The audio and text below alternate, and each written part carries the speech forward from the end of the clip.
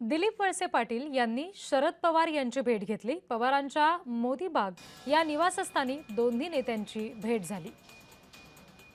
भेटीदरम्यानची ही दृश्य आपण बघतोय। दिलीप वळसे पाटील यांनी शरद पवार यांची भेट घेतली तेव्हाची ही दृश्य आहेत। पूर्वनियोजित बैठक होती।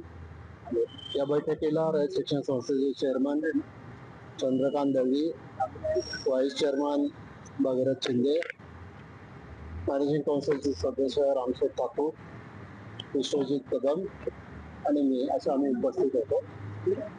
आणि गुरुपौर्णिमा पण आहे।